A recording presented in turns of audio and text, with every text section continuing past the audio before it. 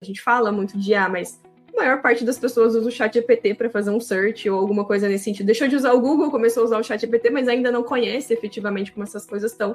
Então a gente trabalha em algumas camadas. Acho que a primeira camada é cultura. A segunda camada é como é que a gente provê ferramentas e formas de trabalhar isso de forma segura, porque as pessoas vão precisar desse momento de experimentação.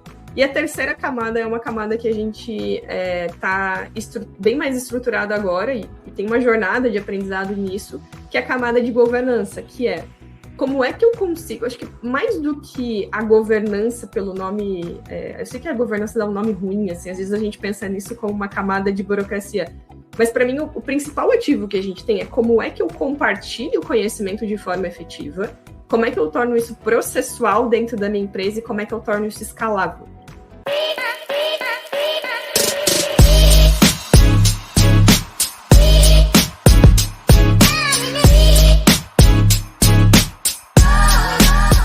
Oi, Carla, tudo bem? Oi, Matheus, tudo bem? Tudo certo você? Tudo certo. Boa, estamos ao vivo aqui, o pessoal deve estar entrando aí. Mas, Carla, primeiro eu queria te agradecer de novo aí por topar bater esse papo com a gente. Estou bem empolgado. Já estamos na nossa edição 52 aí do podcast da SaaSBR Club. Para quem está nos assistindo aí pela primeira vez, toda semana aí a gente lança 2, 3 episódios, sempre com uma galera de altíssimo nível aí como a Carla. Bom, hoje nosso episódio aqui, né? Nossa convidada é a Carla, CIO da Starion. Vou deixar ela se apresentar também. Mas estou bem empolgado para esse papo. Acho que a gente está falando muito de inteligência artificial esses tempos, né? A gente trouxe muito episódio aqui com uma galera falando muito sobre uma ótica de produto, uma ótica de vendas, mas trazer isso com viés de realmente a nível de organização, de governança, é algo que a gente ainda não falou por aqui. Eu acho que talvez seja o ponto que as empresas mais estão pecando na hora de implementar a inteligência artificial, né? Então, Carla, obrigado de novo aí, se apresenta pro pessoal. E vamos nessa aí bater esse papo. Valeu, Matheus. Cara, primeiro, obrigada por estar aqui. Poxa, essa BR Club é uma baita plataforma, assim. Acho muito legal a gente falar de SaaS no Brasil. Acho que um pouco da incomodação da criação é isso, né? A gente vê muita comunidade do SaaS mega organizada nos Estados Unidos e a gente aqui, acho que você está fazendo um movimento muito legal de falar disso aqui dentro da comunidade. Eu sou uma pessoa mega apegada à comunidade, quem é de tech gosta muito disso. Bom, eu sou a Carla, eu sou CIO da Starion. Eu estou aí há algum tempo trabalhando em tecnologia, mas eu sou muito apaixonada por negócio. Eu acho que essa visão de IA aí tá me ajudando muito a potencializar o meu amor por tecnologia e a visão de negócios andando em conjunto. Acho que um pouco do que você falou de governança, enfim, eu como CIO tenho os dois papéis, né? Eu tenho o papel de, ao mesmo tempo, estimular as pessoas a usarem IA dentro de uma organização, e, do mesmo lado, eu sou responsável por cibersegurança e coisas nesse sentido, então eu também tenho que trabalhar as camadas de governança, guardrails e como essas coisas funcionam. Então, acho que a gente vai falar bastante sobre como olhar para essas questões, estou bastante empolgada para isso. E, para quem não conhece a Starion, né, a Starion é uma empresa de software brasileira, ela é uma empresa que nasceu da cisão com a Softplan, então a Starion tem aí um ano e pouquinho de fundação efetiva, mas é uma empresa com mais de 20 mil clientes. Nós somos uma vertical SaaS, então nós temos SaaS especializados em verticais, nós temos 4 verticais de negócio, e aí somos líderes em vários segmentos aí do que a gente atua. A gente já teve, acho que inclusive aqui, o nosso diretor de estratégia M&A falando aqui, o Alex. Então, para quem não conhece a Starion é bem grande, é uma empresa que eu sou bem apaixonada, e a gente tem uma missão muito grande com o SaaS, e eu gosto muito desse mercado. Legal demais. Ô, Carla, você comentou comigo que recentemente você foi para o Vale do Silício, né? Foi num evento super legal ali de cibersegurança. E aí, pô, né? No ano passado eu fui também, faz mais ou menos um ano, e eu vi que estava se falando muito de AI, mas uma coisa que eu senti, né? A galera ainda não tinha tangibilizado muitos casos de uso na prática. Então, você via muita startup, por exemplo, falando que ia substituir os humanos nas empresas, né? Uma outra galera prometendo alguma coisa totalmente diferente, mas eu sentia que na prática estava muito no discurso e pouco realmente na operação, né? As próprias palestras que eu vi por lá, assim, a galera estava muito num viés ainda de AI muito inspiracional e pouco de AI na prática, trazendo um caso de uso, trazendo resultado, né? E, pô, acho que passou um ano já e você recentemente acabou de voltar de lá. Na tua visão, né? Pô, existe uma consolidação maior do que, de fato, as empresas já estão utilizando a inteligência artificial? Você viu a galera conseguindo realmente trazer casos que fala, putz, está dando muito certo, ou ainda está uma visão muito sonhadora, assim?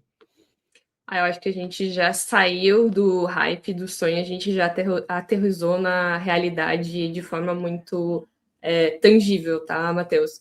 O que eu gosto de fazer um cenário assim? Pensa, eu penso os últimos 3 meses no mundo da IA.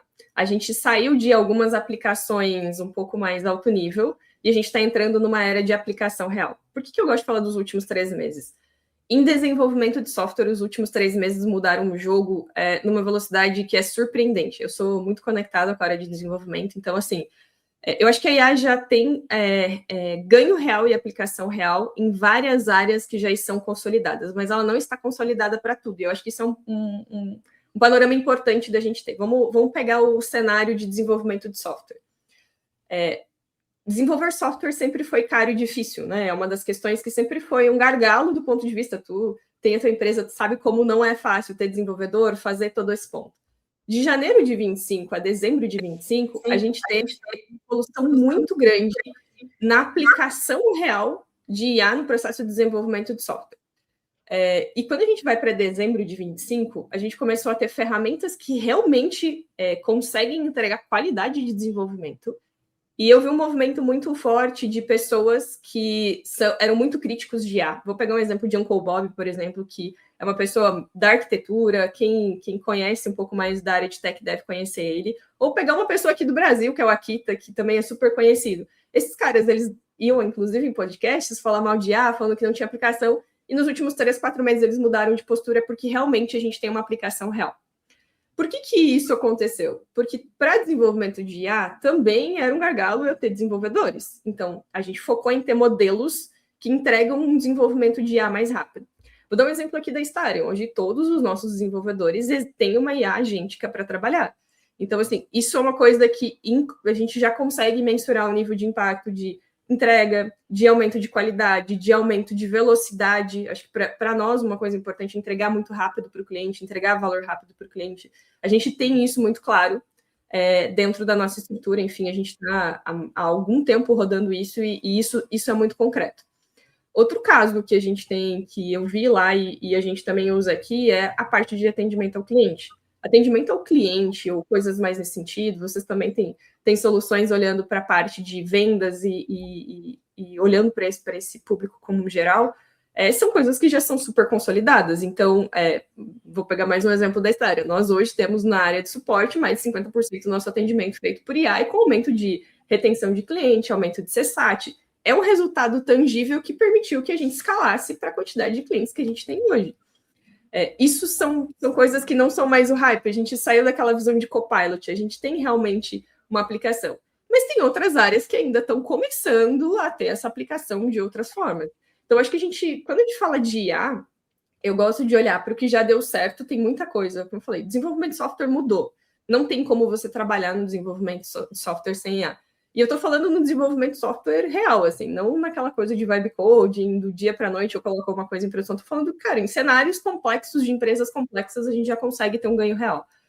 Tem outras áreas que ainda estão começando ou se estruturando, mas não é mais hype, tá? Acho que a gente está indo para uma área de aplicação. E para mim, a gente tem um marco que para mim é o lançamento do Cowork, e a partir do Cowork da Anthropic.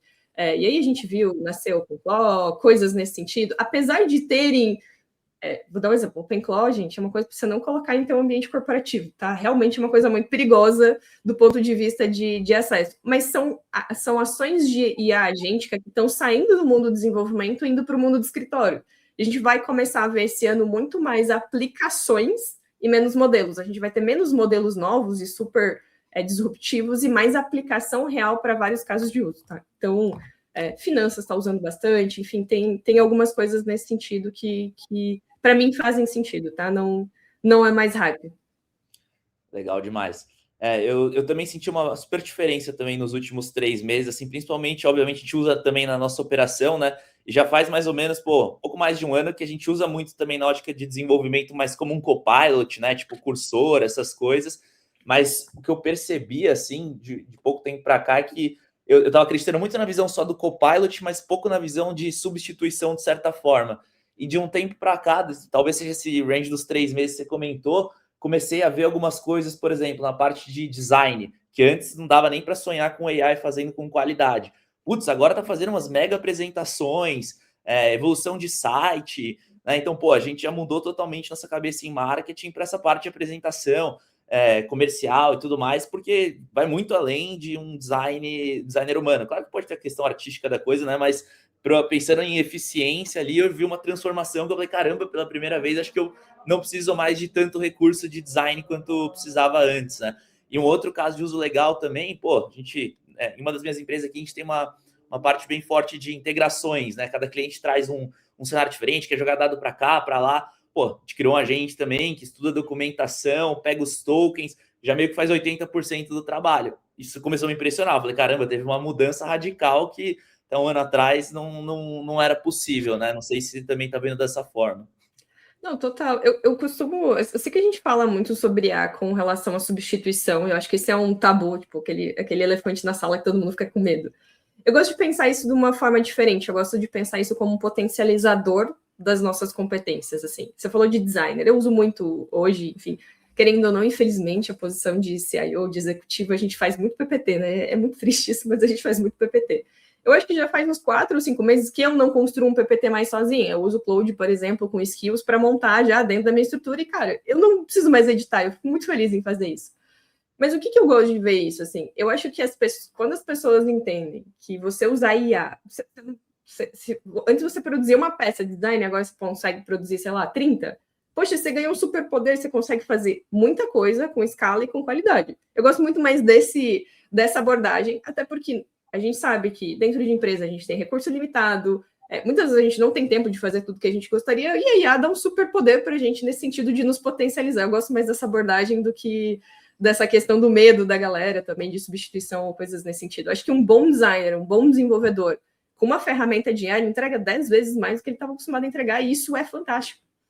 Exatamente. Não, até você falou esse ponto de apresentação, né? Eu também, obviamente, tenho que fazer o tempo inteiro. Acho que o dia mais feliz da minha vida, porque eu não tenho talento artístico nenhum, não consigo fazer um PowerPoint minimamente decente. O dia mais feliz da minha vida foi quando eu fui dar uma palestra faz um tempo atrás e eu não precisei passar para o marketing e falar assim, dá uma embelezada aí, né? Consegui fazer direto pelo Cloud. Falei, nossa, agora a AI tá ajudando de fato.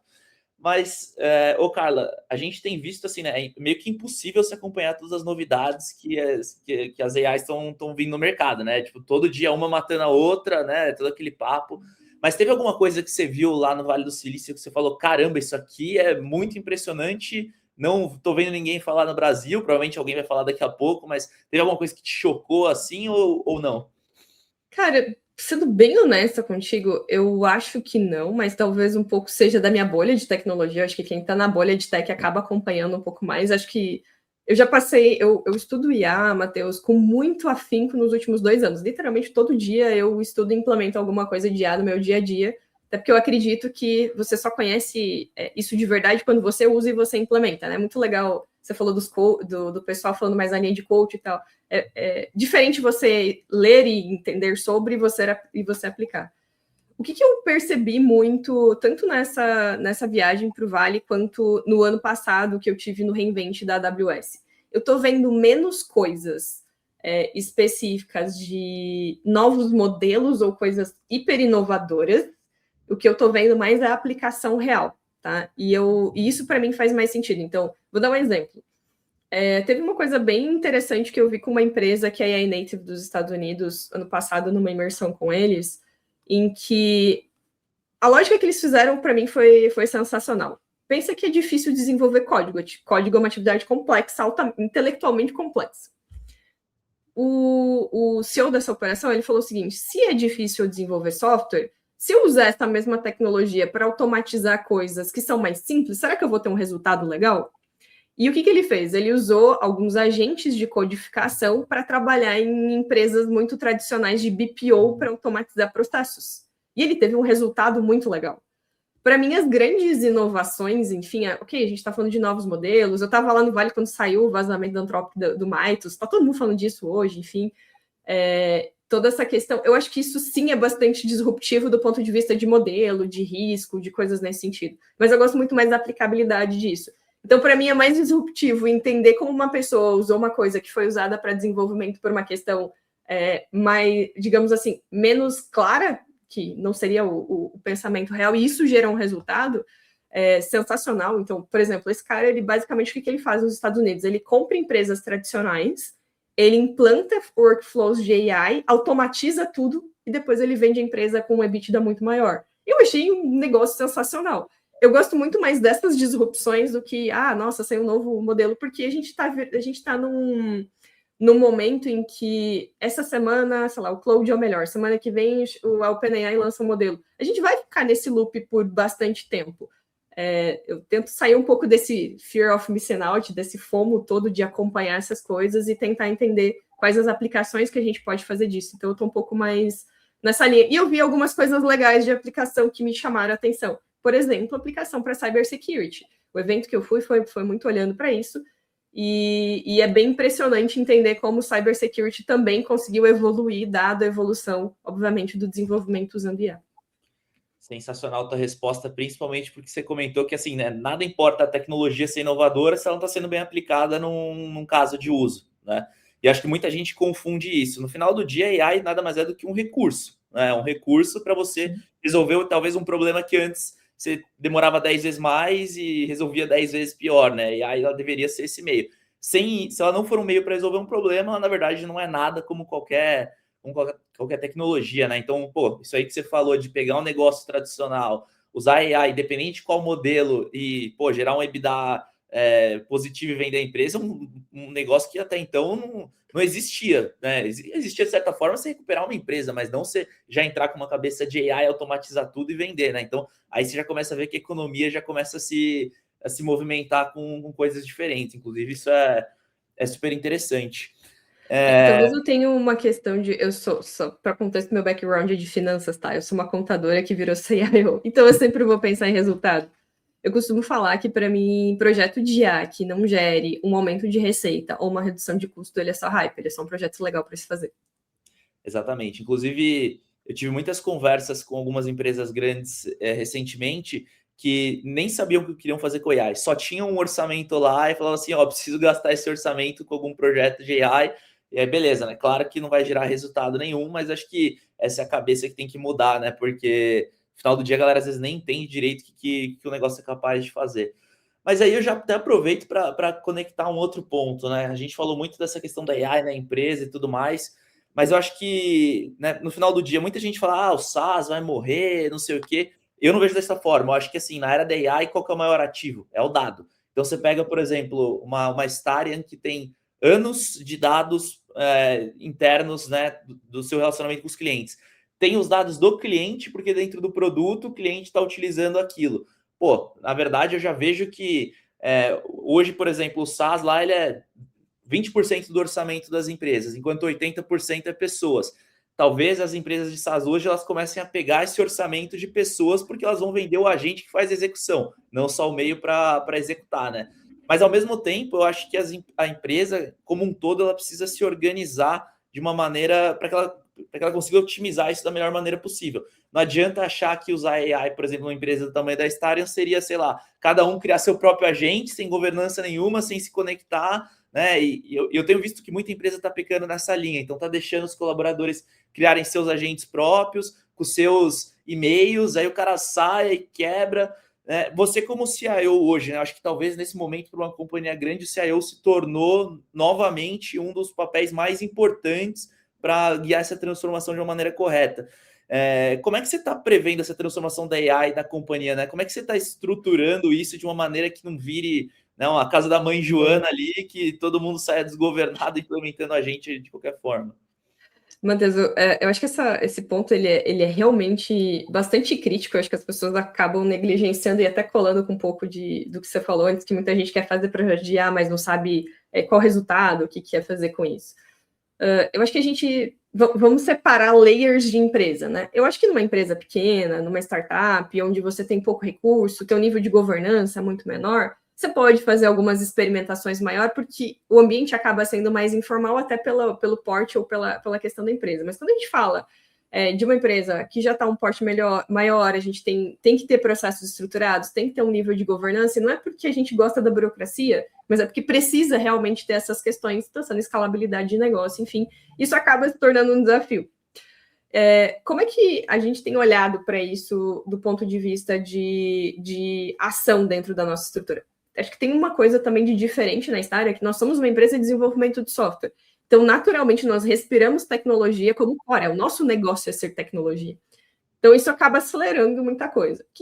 Como é que a gente está indo numa linha... a gente se lançou, se eu não estou enganado, em junho do ano passado, como uma empresa AI First, ou seja, nós precisamos ser líderes desse movimento, então a gente está trabalhando capacitação com os nossos colaboradores, explicando como usar isso de uma forma segura, trabalhando letramento, porque muitas das pessoas, a gente fala muito de IA, mas a maior parte das pessoas usa o chat GPT para fazer um search ou alguma coisa nesse sentido. Deixou de usar o Google, começou a usar o chat GPT, mas ainda não conhece efetivamente como essas coisas estão. Então a gente trabalha em algumas camadas. Acho que a primeira camada é cultura. A segunda camada é como é que a gente provê ferramentas e formas de trabalhar isso de forma segura, porque as pessoas vão precisar desse momento de experimentação. E a terceira camada é uma camada que a gente está bem mais estruturado agora e tem uma jornada de aprendizado nisso, que é a camada de governança, que é como é que eu consigo... Acho que mais do que a governança pelo nome... eu sei que a governança dá um nome ruim, assim, às vezes a gente pensa nisso como uma camada de burocracia, mas para mim o principal ativo que a gente tem é como é que eu compartilho o conhecimento de forma efetiva, como é que eu torno isso processual dentro da minha empresa e como é que eu torno isso escalável, tá? Então, quando a gente fala um pouco mais de governança, no uso das ferramentas ou coisas nesse sentido, a gente está falando muito mais nisso. Então, vou pegar um exemplo como a gente fez a nossa adoção para desenvolvimento de software. A gente começou numa jornada de experimentação. Vamos testar modelos, vamos tentar testar o Cloud, o Gemini, vamos ver o que a gente tem de maior resultado, mas a gente viu que a gente tinha as coisas um pouco mais dispersas. Eu tinha pouca troca entre os times ou pouca forma de gerar aquilo de forma um pouco mais escalável. Então, o que a gente tomou de decisão? A gente vai consolidar numa plataforma única, vai trazer um parceiro que vai ajudar a gente a desenvolver essa capacidade, porque não necessariamente a gente tem, e a gente também treinou os nossos desenvolvedores para como usar melhor essa ferramenta e como a gente pode usar frameworks de desenvolvimento de IA, por exemplo, o Spec Driven Development, que aceleram, porque às vezes as pessoas não sabem lidar com aquela tecnologia ali como um todo, enfim, ou ainda não entenderam como aplicar isso efetivamente. Então, a gente fez todo um trabalho especificamente com isso. E os nossos desenvolvedores ramparam muito mais rápido depois que a gente fez isso. Então, toda essa camada de estrutura, então, o que a gente foi? A gente tem a estrutura corporativa provendo qual é a ferramenta, qual tem que estar integrado, a gente consegue ter a visibilidade do que está acontecendo ali, e ao mesmo tempo a gente provê para todo mundo o que as pessoas precisam utilizar no seu dia a dia e como é que elas podem potencializar aquilo. Essa foi uma experiência que a gente fez que foi muito bem sucedida para essa visão. Obviamente, do nosso lado de CIO olhando para a estrutura, eu também tenho o monitoramento, a gente tem a questão de dados sensíveis, e a gente fez um movimento que eu acho que ele é bem... Eu não vi muitas empresas se pronunciando dessa forma, mas eu acho que ele é bem legal do ponto de vista de o que eu vou ser mais restritivo e o que eu vou ser mais aberto, tá? Então, por exemplo, tudo que é dado sensível, coisas importantes ou coisas nesse sentido, precisam estar nas minhas ferramentas homologadas. Porque eu não posso expor um código-fonte numa IA aberta, eu não posso colocar uma informação financeira numa IA aberta. Então, isso a gente tem uma visão um pouco mais restritiva. Tem outras coisas, vou dar um outro exemplo de coisas restritivas, IA para ir para o cliente. Poxa, eu preciso ter muito cuidado com guardrails, sobre qualidade, sobre transparência, sobre ética de IA. Então, eu tenho um framework para validar uma IA que vai entrar em contato com o meu cliente. Esses dois pontos eu tenho um cuidado muito maior. Mas eu também tenho um espaço de experimentação em que as pessoas podem testar e estar utilizando algumas questões, que é onde eu não vou expor dado sensível, não vou pôr nenhuma informação estratégica. Então, a gente tem um pouco mais essa abordagem também, tá? Eu acredito que boa parte das empresas ainda está aprendendo a lidar um pouco com isso. Tem empresas que vão lá e fecham tudo. Eu não acho que esse seja o melhor caminho, mas a gente está falando de cultura, e quando eu quero uma cultura em que as pessoas desenvolvam essa mudança de modelo de trabalho, de mentalidade aí para aplicação de IA, a gente também tem que prover as ferramentas e as formas das pessoas estarem utilizando. Legal. E esse ponto de prover as ferramentas, acho que ela é super importante, porque eu vejo muita gente querendo que os seus desenvolvedores vão atrás de ferramentas para ser mais produtivos, seus vendedores, etc. Mas assim, né? Beleza, qual ferramenta? Imagina se cada um usa uma ferramenta de uma forma, vai saber onde está indo parar o dado, né? Então, acho que talvez essa seja a linha de governança que ela é super importante. Ao meu ver, né? Eu acho que assim, é dever da empresa prover essas ferramentas, né? Não deveria ser algo que, tipo, você exige que teu vendedor faça. Legal, se ele usa uma AI para fazer um e-mail, revisar uma ortografia, uma coisa. Agora, se a AI é processo do dia a dia dele, sei lá, cada um usar seu note-taker, cada dev usar o seu Copilot para codar, ferrou, né? A gente aí fica muito difícil e começa a abrir uma ótica ali para vários riscos. Eu recentemente, inclusive, até fiquei sabendo de um caso engraçado, né? Uma empresa média, assim, empresa de uns 120, 150 funcionários, tinha um gêniozinho assim dentro da área de operações e deixou o cara fazer um monte de fluxo lá, né? Criou um CRM interno, conectou não sei o que no N8N, fez um baita de um negócio assim bizarro. E no final do dia aconteceu duas coisas. Teve vazamento de dados, e aí um cliente descobriu, deu um rolo, e o outro ponto, o cara saiu da empresa e meio que derrubou tudo porque ninguém sabia mexer, né? Então é um baita problema. Eu acho que esse ponto que você falou é uma das coisas que mais reforça para mim que o SaaS não vai morrer. Uhum. Principalmente pelo fato de que, assim, você pode criar, gente, deixando bem claro, a gente tem um potencial de automação, tem muitas coisas que dá para fazer com a IA, eu sou extremamente apaixonada por esse ponto. Mas quando a gente fala de uma estrutura, quando você coloca coisas que são muito importantes para você, seus dados, a sua inteligência de negócio, você vai querer uma camada de proteção e segurança em cima disso. E você prover isso talvez fique muito caro, ou às vezes você fica na dependência de uma pessoa. Então, o SaaS vem para nos ajudar nisso. Eu confio na empresa que eu estou contratando, porque ela tem a preocupação de segurança, ela tem a preocupação de acesso, ela tem uma série de preocupações que eu não preciso ter, e eu vou ficar focada, obviamente, no meu negócio. Então, só para fazer um gancho, assim, eu acho que quando a gente olha principalmente para esses ambientes mais complexos, empresas grandes, cara, eu não vou internalizar tudo. Pode ser que alguma coisa eu internalize, mas eu vou ter que ter aí talvez uma estrutura muito grande para manter tudo isso e garantir que não fique na mão de uma pessoa, que saia e as coisas quebrem. Então, por isso que eu acredito que o SaaS vai mudar, mas ele não vai morrer não, de nenhum. Exatamente. Até, não sei se você viu esses tempos no Twitter, um cara tava se gabando lá, criou uma aplicação em 3 dias, não sei o quê. Aí um dev comentou assim: parabéns, eu demorei exatos 2 minutos para conseguir pegar toda a tua base, né? E aí, pô, é engraçado. Mas sobre o ponto que você falou de SaaS morrer, né? Eu acho que o que a galera confunde um pouco. O SaaS é só um modelo de negócio no final do dia, é um modelo recorrente. Mas assim, talvez o que a gente tenha que mudar seja, ao invés de você pagar por um usuário mensalmente, seja uma ótica de cobrar por tarefa, por execução, né? Então, sei lá, você tem um RP, por exemplo, vai ser cobrar o usuário, você vai cobrar pela nota fiscal gerada, pelo relatório que ele cospe financeiro, DRE, né? Então, meio que tem esse espaço para revisitar o modelo. Mas, assim, eu particularmente ainda não vi nenhuma empresa tendo a coragem de bater no peito e falar assim: vou abrir mão da minha recorrência certinha aqui, previsível, e vou pegar ali só por uso do cliente, né? Então, acho que a galera confunde um pouco o modelo de negócio com o que exatamente uma empresa de software faz, né? Que é muito mais profundo, né?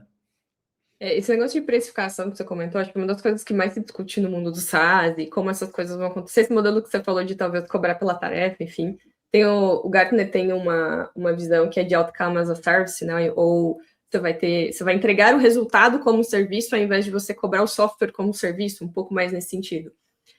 Eu tenho visto muita coisa, principalmente no Vale, de discussão com relação. Acho que o Saster do ano passado falou muito sobre precificação, e todo mundo falou assim: gente, a gente sabe que vai mudar alguma coisa, mas ninguém sabe direito como é que vai fazer. Eu lembro de um painel do Miro falando assim: a gente está testando algumas coisas, mas ainda não temos uma visão, até porque cobrança de token é complexo, né? Hoje todo mundo está cobrando por token, mas é uma visão muito complexa. Até a gente que é de tech muitas vezes não entende direito como essa conta fecha no fim do mês.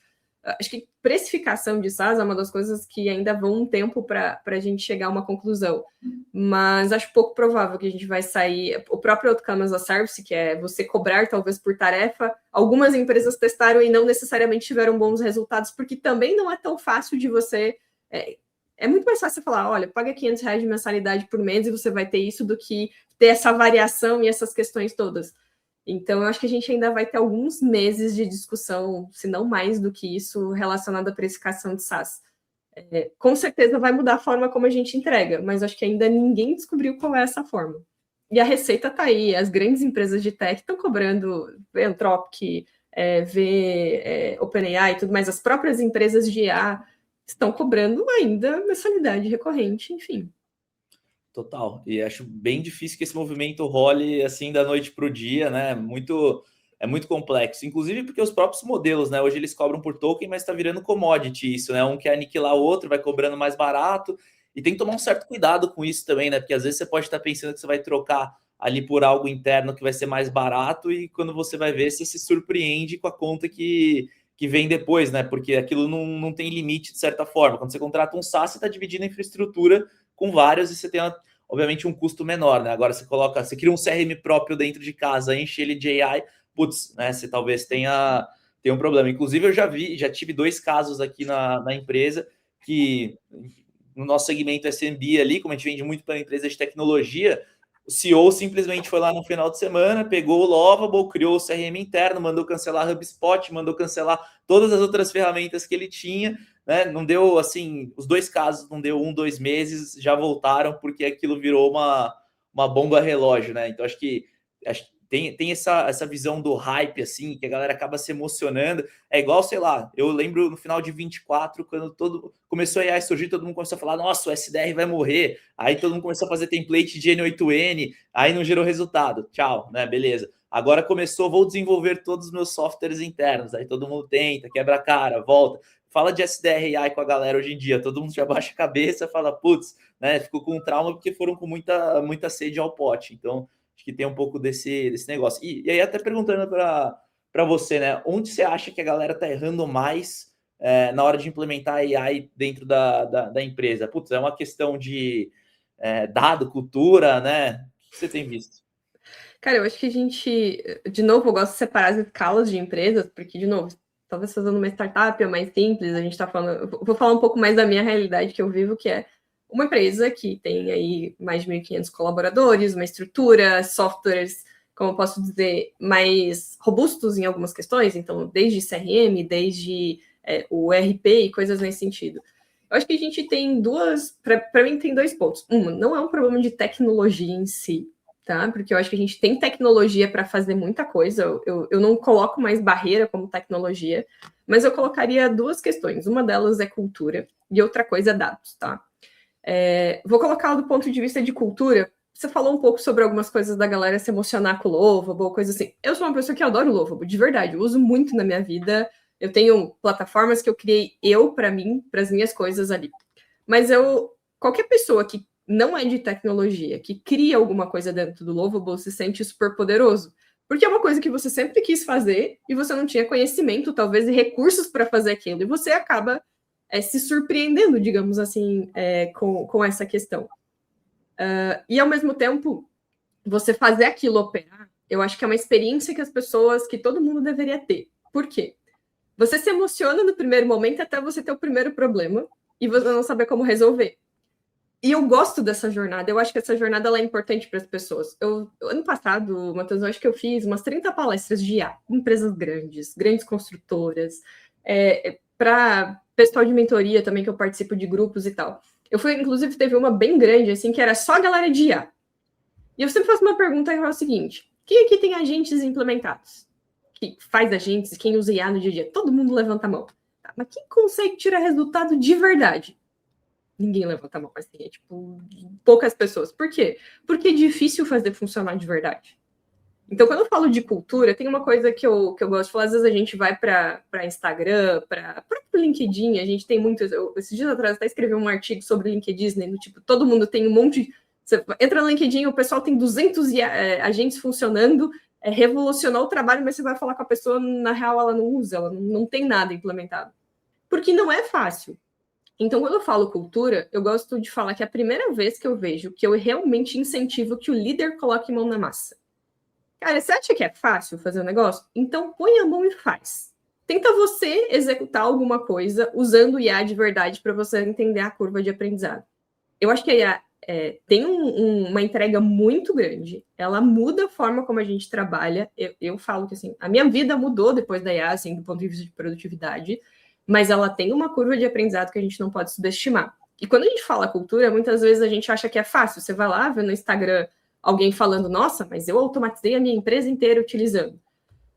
A gente sabe que não necessariamente isso vai ser uma realidade ou não. Então, testa você Se você consegue colocar, como eu falo, coloca o pezinho na água, vê se é legal, vê se faz sentido.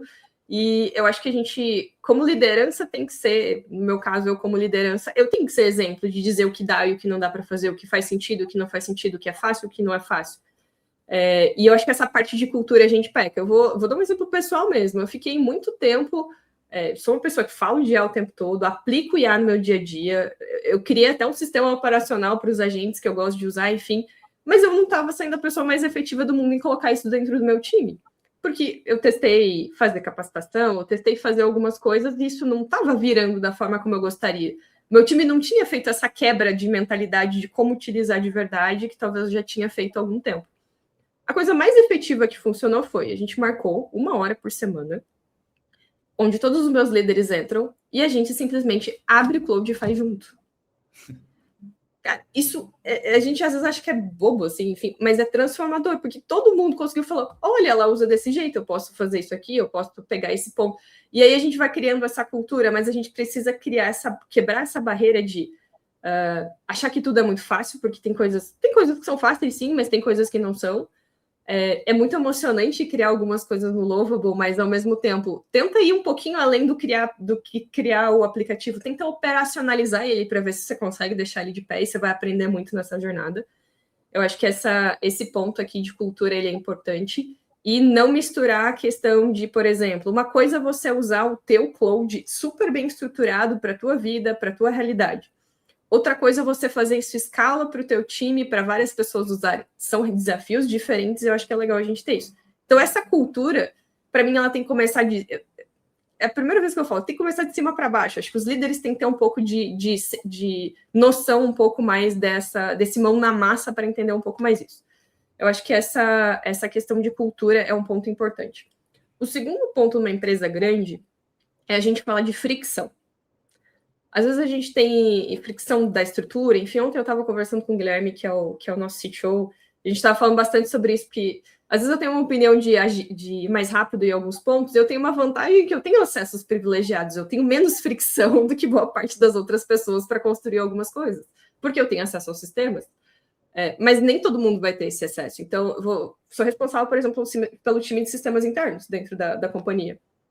Eu não posso liberar um MCP, por exemplo, do RP para todo mundo. Eu tenho que tomar muito cuidado com isso. E às vezes a gente tem muitas ideias de implementação de coisas que vão gerar muito ganho para uma determinada área, mas ele vai barrar na cultura corporativa ou na burocracia corporativa, porque realmente eu tenho uma camada de preocupação de segurança com isso. Eu acho que essa questão de fricção é importante levar em consideração. Às vezes a gente subestima e sempre vai gerar uma dependência de um time ou coisas nesse sentido.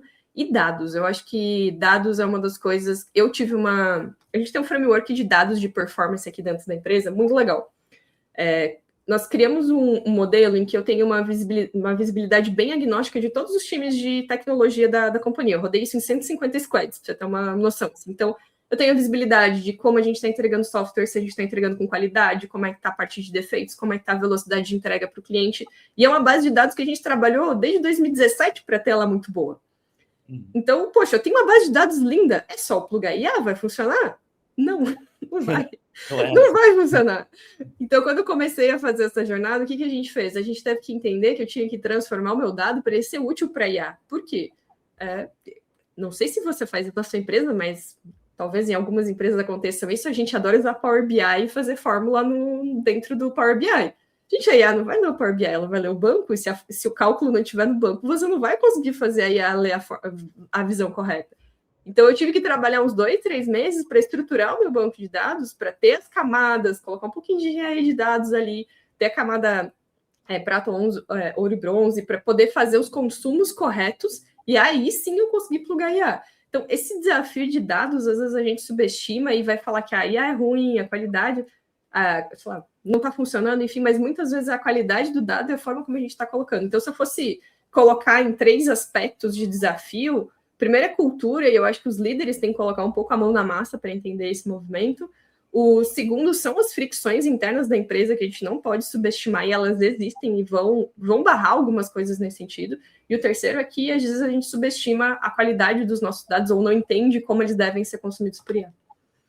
Sensacional. E o ponto que você comentou sobre criar as ferramentas próprias ali, né? Eu acho que é super legal também, sempre faço isso, mas acho que são 3 camadas, né? Você tem uma coisa é criar uma ferramenta, outra coisa é criar um produto, como você falou, né? Então, uma coisa é algo que serve para você localmente, outra coisa é algo que vai atender em escala várias pessoas, e aí tem uma terceira camada que acho que é a mais importante, é um negócio, né? Então, muita gente cria uma ferramenta, vê a tela bonitinha e fala, nossa, criei uma startup aqui, que, né? E eu vejo muito a galera confundindo isso. Ah, não, agora virei empreendedor aqui, abri uma startup com o Lovable, não preciso saber programar, não, né? Então, tem essas camadas. Pô, eu acho animal fazer ferramenta própria, inclusive casando um pouco com o que você comentou sobre o vir da cultura top-down, a gente assinou o cloud para todo mundo do time aqui e começou a motivar o pessoal para fazer algumas coisas. Então, pô, teve vendedor que criou uma interface ali com a calculadora de preços, ficou legal para caramba. Tipo, esse tipo de motivação ali que dentro do controle, com uma ferramenta que a gente sabe, mas,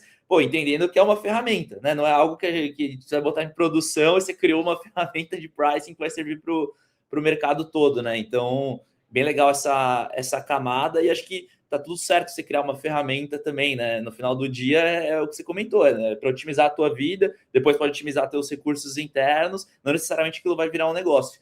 E da questão dos dados, pô, eu lembro que, sei lá, 5, 6 anos atrás não tinha AI, né? O que tinha de AI era, sei lá, você tinha que ter um time de data science gigante para entregar um modelinho básico, mas você tinha a visão de BI. Então, o desafio das empresas era meio que pegar o banco de dados, fazer lá um ETL, né, para Power BI, e acho que agora, na era da AI, você tem a nova forma de imputar, que é uma forma que a AI entenda, uma camada de prompt muito grande. E não sei o quanto que as empresas entenderam isso também, né, mas essa questão dos dados, mesmo que você não crie agentes agora, talvez o ponto que você devia estar se preocupando primeiro é como é que você vai transformar isso em dado útil, né, dado consumível pela AI, porque no final do dia não adianta nada você querer criar prompt simples e achar que você vai criar uma AI que vai substituir um vendedor seu se você não tem contexto nenhum, né, dado de qualidade em cima disso, né? Se a gente for pensar, a evolução da própria IA é baseada na nossa evolução de dados, né? A IA precisa de dados contextualizados para que ela gere resultados que sejam válidos. Eu sou apaixonada por dados, sempre fui, desde a minha época de contabilidade em si. Então, a qualidade do teu uso de IA vai ser proporcional à qualidade dos dados que você tem. Então, se você não tem um RP em que você imputa os dados, que você deixa isso tudo bem estruturado, que te dá essa visão clara do que é o dado real para o teu negócio, vou dar um exemplo da RP porque é um exemplo mais clássico. Dificilmente você vai conseguir ter alguma coisa em escala nesse sentido. E eu acho que a gente negligencia a questão do quão importante é a gente tratar os nossos dados. Acho que as empresas que estão tendo mais resultado de aplicação real de inteligência artificial são as pessoas são as empresas que têm cuidados com seus dados. Vou voltar a esse exemplo da questão que eu usei de performance da minha estrutura. Mesmo que eu consegui, talvez em 2 meses, a gente conseguiu ajustar as camadas para o dado ser consumível por IA. Mas o meu dado era certo, o meu dado estava coeso, a gente tinha uma camada de estruturação, a gente tem uma camada de data quality para garantir que aquele dado realmente era o correto e representava a realidade dos times. Para mim, isso foi ouro, porque eu fiz isso muito mais rápido do que se eu tivesse que pensar em estruturar. E eu tenho uma coisa muito legal que é histórico. Eu tenho os dados estruturados desde 2017. Então, eu tive um esforço muito menor para plugar IA dentro dessa estrutura do que eu teria se eu tivesse esses dados desestruturados. Mas, obviamente, esses dados vieram de sistemas, passaram sim por uma camada de ETL, não por modificar o dado, mas sim por colocar um contexto de negócio, ou seja, qual que é o domínio daquela equipe, o que ela faz, qual que é o produto, coisas um pouco mais nesse sentido. E isso dá uma informação muito útil para a IA. Eu acho que a gente vai falar um pouco, vai ver um pouco mais de aplicação, como eu falei, da IA mais prática, mas quando a gente fala de grandes empresas, a gente vai acabar parando em... Isso, ontem eu estava discutindo com os CTOs lá na sede, cara, falando realmente de dados. A gente precisa ter uma camada estruturada de dados, não dá mais para negligenciar eu não ter essa preocupação real em tudo que eu faço. Sensacional. E falando um pouco de futuro, né? Pô, a gente tá vendo uma evolução muito rápida aqui. Como é que você vê, né, a AI nas empresas daqui a 5 anos? Tipo, todo mundo vai virar gestor de agente, você vai botar um óculos do metaverso, você vai conversar com teus funcionários virtuais, todo mundo vai virar engenheiro de prompt, né? Como é que você tá vendo essa transformação de fato e talvez até um impacto na economia aí com isso? Bom, Matheus, essa é uma pergunta total de futurologia, né? Porque a gente, realmente, assim, eu acho que com IA é muito difícil você prever o que vai acontecer. O que para mim é claro, eu falava, eu gosto de fazer o parênteses de eu estar numa bolha de tecnologia, porque em tecnologia, quem está em empresa de tecnologia está com isso um pouco mais acelerado. Quando você vai para setores um pouco mais tradicionais, isso está um pouco mais devagar. Eu tenho algumas mentoradas que eu faço, algumas mentorias que eu faço de líderes, enfim, de setores um pouco mais tradicionais, e lá eles nem usando o chat GPT ainda estão, então a gente tem essa disparidade. Mas eu gosto de falar uma coisa, eu acho que a forma como a gente trabalha hoje, daqui 2 anos, vai ser completamente diferente. Eu ainda não sei como vai ser esse diferente, mas a forma como a gente trabalha, a forma como as coisas são feitas, elas vão mudar. E não tem, acho que eu não vejo quase nenhuma profissão que não vai ser impactada direto ou indiretamente por IA. Acho que a gente saiu dessa lógica de hype, enfim. Quando a gente fala de agentes, esse ano passado foi um ano muito mais de modelos, né? Teve vários lançamentos de modelos, coisas mais disruptivas. Esse ano a gente está num ano mais agêntico. Eu lembro que há uns 6 meses, 7 meses atrás, eu li um artigo sobre span of control de agentes. E eu achei, meu Deus, que nada a ver isso. Por que a gente está falando de span of control? E hoje a gente já discute isso, assim, quantos agentes você consegue gerenciar ou coisas nesse sentido? Então, assim, não vejo essa coisa mais futurística de estar com VR, essas questões todas, mas sim, a gente vai ser gestores de agentes. Eu acredito que vai ser uma pessoa com muitos agentes trabalhando, isso já é realidade em desenvolvimento, então isso vai começar a ficar um pouco mais forte para outras áreas. E eu acredito que tudo que a gente faz hoje na nossa rotina, de chegar das 8 às 18, os materiais, os tipos de reunião, a forma das entregas, as nossas planilhas, isso vai mudar completamente a forma como a gente trabalha. Acho que software foi a primeira disrupção grande aí de mercado, e eu acredito que a partir desse ano, e aí pelos próximos 2, 3, 5 anos, a gente vai ver uma mudança realmente muito grande nesse sentido. Sensacional. Só fiquei triste com a parte de não ter o metaverso ali, porque eu acho que seria muito legal você entrar numa sala de reunião e conversar com os agentes e fazer uma palestra de kickoff do ano para os seus agentes. Eu acho que uma hora vai chegar, vamos ver, né? Tomara. Boa.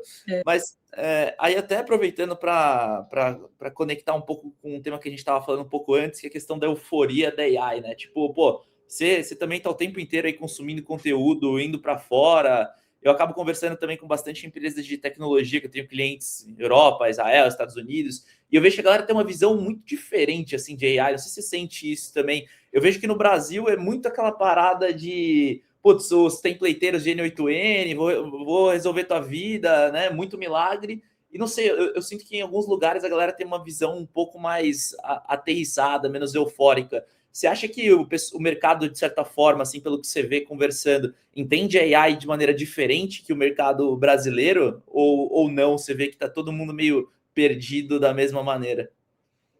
Eu acho que tem abordagens diferentes, tá? Ano passado, eu estava conversando com o Jomar, que é um cara da NVIDIA, ele fez uma palestra num evento nosso aqui, e ele é um cara que aplica pra caramba IA, a NVIDIA é uma empresa top nesse tipo de coisa, enfim. E ele fez uma analogia para mim sobre o público brasileiro e o público de fora, que eu achei muito, muito pertinente. A IA, querendo ou não, ela nos ajuda a trabalhar muita coisa do jeito brasileiro de fazer uma gambiarra. E eu vou te explicar um pouco do porquê que eu acho que o brasileiro pega muito essa coisa de template de N8N, enfim, o que a gente faz? A gente tenta resolver as coisas com os recursos que a gente tem, a gente é muito mais direto nesse ponto. Inclusive, se você vê em todos os benches, tanto de Anthropic, da OpenAI, o Brasil é um país com potencial muito grande de uso de IA.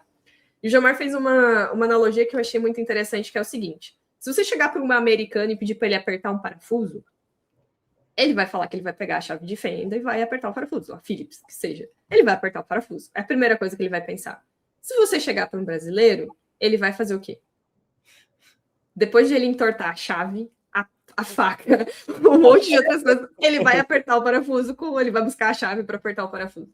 A gente tem uma característica de usar coisas de forma mais desestruturada ou resolver as coisas com os recursos que a gente tem. E querendo ou não, a IA dá um superpoder. Como eu falei, a gente tem as diferenças entre as empresas. Poxa, talvez, eu vou pegar um exemplo. Cara, eu conectar uma IA no WhatsApp para fazer um atendimento de um comércio pequeno ou de algumas coisas nesse sentido, vai dar um ganho muito grande para aquela pessoa, porque para ela aquilo é caro, é difícil ela ter acesso. Então, depende das escalas, óbvio, você não vai fazer isso numa empresa do nosso porte ou coisas nesse sentido. Mas dependendo da escala, eu acho que essa coisa de ser mais orientada à gambiarra do brasileiro aí ajuda muito a gente nesse sentido.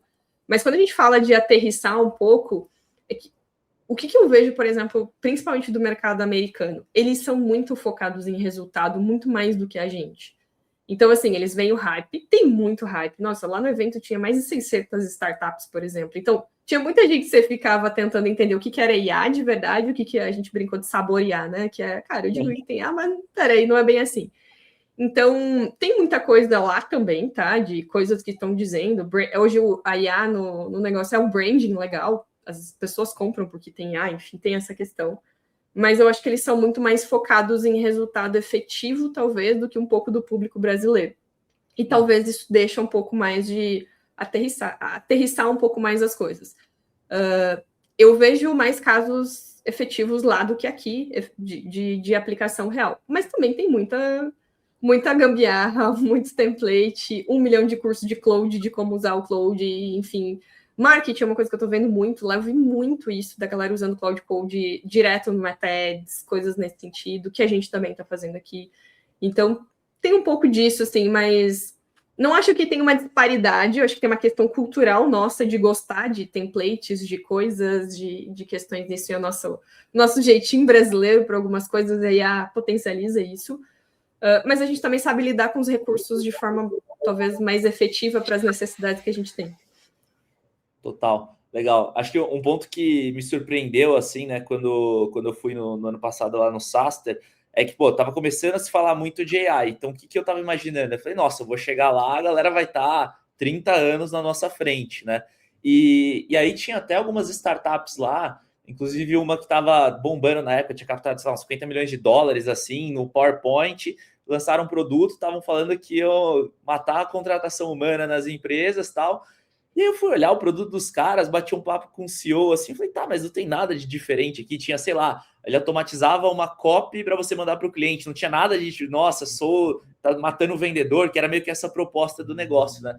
E aí eu comecei a olhar os produtos, eu falei, nossa, o FOMO existe em qualquer lugar, né? Porque era um baita de um marketing, São Francisco inteiro com placa ali deles e tal, como se eles fossem meio que fazer separar de contratar humano.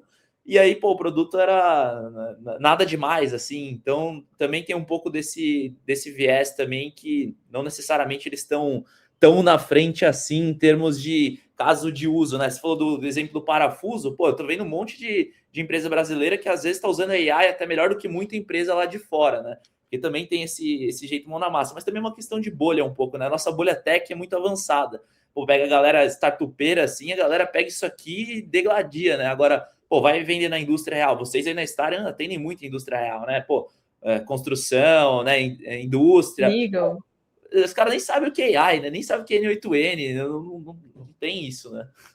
E é o tipo de coisa que, vamos lá, eu sempre falo assim, cara, quando você vai atender públicos mais regulosos, vou dar um exemplo, nessa viagem que eu fiz, eu fui com a delegação basicamente brasileira das entidades financeiras. Era só banco que estava com a gente, os CISOs de banco, coisas nesse sentido. A gente tem clientes, né, que inclusive tem relação com os clientes, a gente tem softwares que atendem essas questões, enfim. E, gente, é um mundo completamente diferente, assim. Vou dar um exemplo. Dos maiores riscos que a gente tem olhando para a segurança é a cadeia de suprimentos, supply chain. Ou seja, as grandes empresas, pega grandes indústrias, grandes bancos, eles vão começar a ser mais rigorosos com os SaaS que eles contratam. Porque eles precisam garantir que os SaaS que as empresas que eles estão contratando têm o mesmo cuidado que eles têm com relação à segurança. Então, eu tenho que tomar um cuidado, eu vou ter que garantir que eu fiz os testes corretos na IA. Então, não é o template de N8N que vai atender um cara desse para esse tipo de porte. Acho que tem as disparidades de realidades nesse sentido, assim. Então, tem um pouco dessa questão. Você falou um pouco sobre essa questão de hype, de, no fim das contas, não ser tudo aquilo, quando você vai aprofundar um pouco mais. Mas se a gente for ver, todas as grandes bolhas e hype sempre foram assim. Pega as bolhas da época do .com, que você vendia cara, tem um ponto com eu vendia no PowerPoint. Se a gente pegar a era pré-pandemia das startups, quantas startups existiam, ganhavam grandes volumes de dinheiro e não tinham minimamente uma operação ou Hoje a gente, quando vai investir, quando a gente vai comprar, nossa empresa faz muito M&A, a gente olha para a caixa, a gente olha para a previsibilidade de receita, isso é importante. Mas pega 6, 7 anos atrás, cara, a gente compra. A Staria nunca teve essa abordagem, mas os VCs aportavam por PPT. Então, Sim. assim, tem muita empresa que nasceu nesse sentido, nasceu e morreu, enfim. Eu acho que é só mais um ponto nesses hypes que sempre existiram no Vale. Eu acho que tem um pouco nesse sentido. E você falou um pouco sobre atrasos e diferenças entre estruturas. De verdade, eu acho que é a primeira vez em que a gente tem condições de ter o mesmo nível de tecnologia que os Estados Unidos, por exemplo. Cara, eu tenho aqui no meu celular a mesma tecnologia que o cara lá dos Estados Unidos também tem. Eu acho que isso dá uma equalizada um pouco nas coisas de. Eu não acho, de novo, a bolha tech. Estou falando da bolha tech, tá? Acho que tem que fazer esse parênteses. Mas eu não acho que a gente, como bolha tech, tá tão diferente das empresas de fora.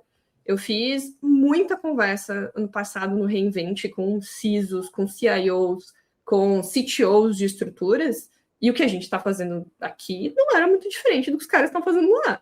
Então, assim, acho que a IA dá uma boa democratizada. Eu acredito muito nesse poder de democratização. Assim, todo mundo tem a capacidade. Todo mundo tem acesso, mas nem todo mundo tem a capacidade. Eu acho que esse é um ponto importante.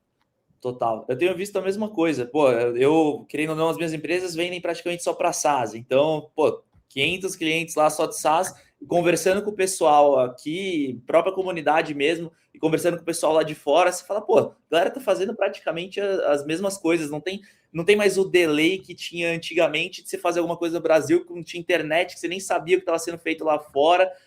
Tipo, há 20, 30 anos atrás era outra história, né? Provavelmente quando a própria Starion foi fundada, imagina como é que era desenvolver software no Brasil, mas hoje com acesso à informação, pô, e agora com AI isso fica muito mais fácil de nivelar, né? Mas legal essa visão, porque eu vejo que muita gente ainda fica com aquela síndrome de vira-lata ali, né? De putz, lá a galera tá muito na frente e não tá, muitas vezes até o contrário, depende muito do perfil de empresa, né?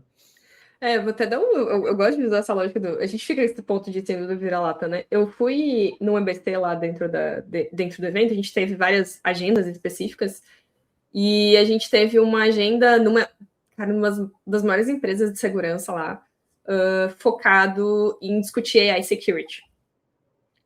E o nível de discussão, de perguntas, de como aplicar, de preocupações de aplicação de produto que a gente fazia, não era muito diferente do que o mestre especialista lá que estava falando com a gente. Então, assim, a gente realmente está num pé maior de igualdade, que talvez diferente com as outras ondas de transformação de tecnologia, que a gente olhava para os Estados Unidos e falava, daqui 3, 4 anos isso vai ser realidade aqui no Brasil.